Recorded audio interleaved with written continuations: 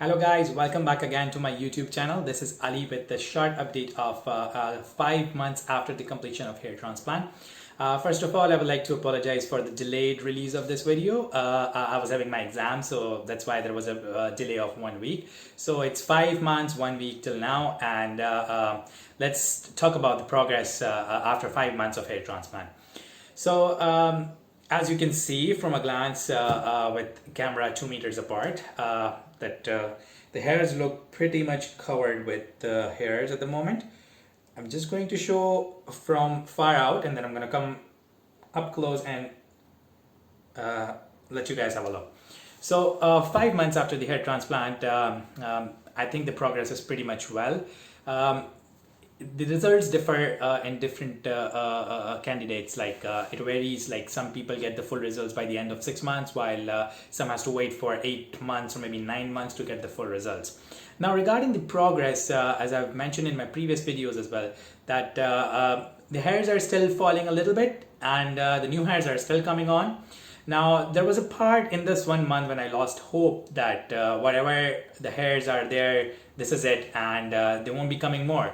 But just from the last week or so, I still feel a little bit of small hairs that are still sprouting out. So which is a very good sign that more hairs will be coming out in the upcoming months as well. So at present, I would say that the results are not complete at the moment, and it will take at least a couple of more months to have a look at whatever the final result is. Now, regarding the PRP, I was asked a lot of questions in the comments and in personal message as well. I will just give a brief overview of PRP again.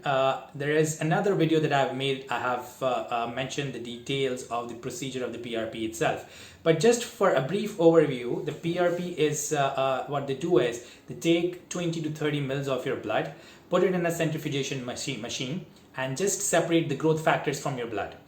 Now, once it's done, they inject local anesthetic in your scalp, and they inject the growth factors. First, activate the growth factors by adding certain compound to that, and then they inject the growth factors to your scalp.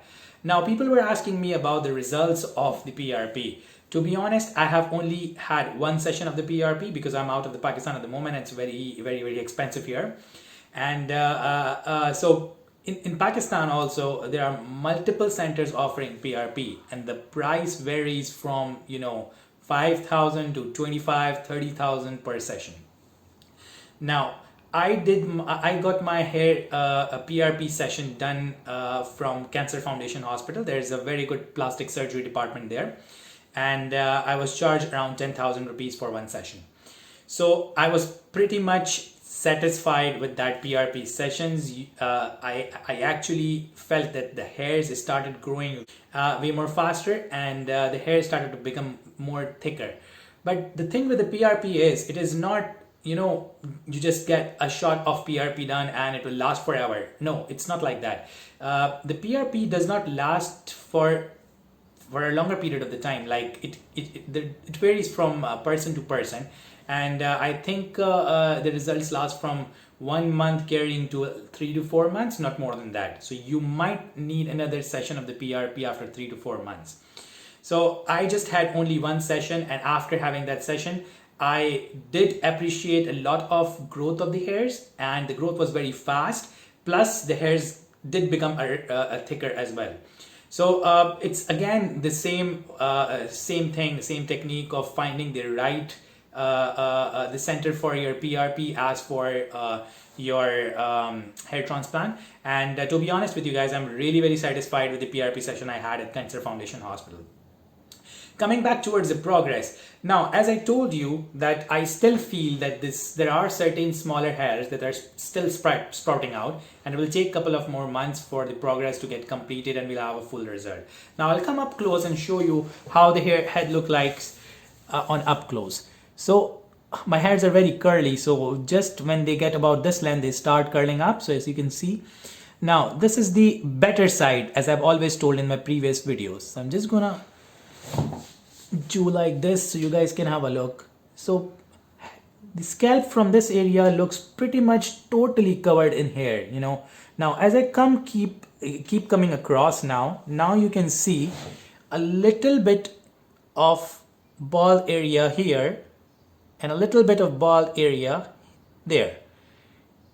So this is a V portion that in which the hairs are not as dense as in other parts.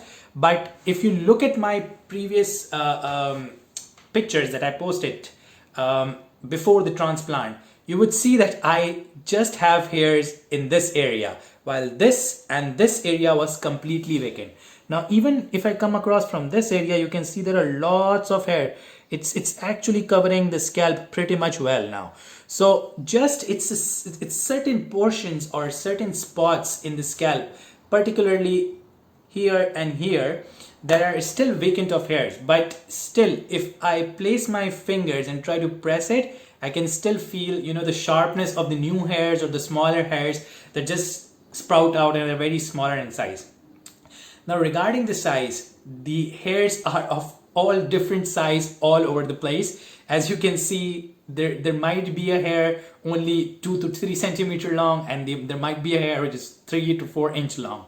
So it's just because the growth differs in different part. Some hair fall off early, some hairs grow up early, and again the rate of the growth is very variable. So it is advised by the hair transplant clinic that not to get a haircut for at least 7 months.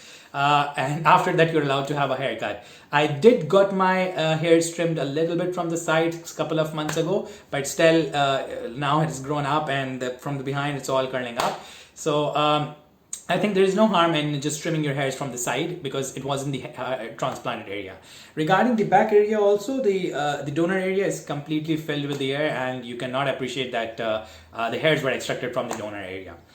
Now, so this was all about the progress. I will just post a couple of pictures from pre-transplant and 5 months after the transplant, just for you guys to have a look and have a comparison.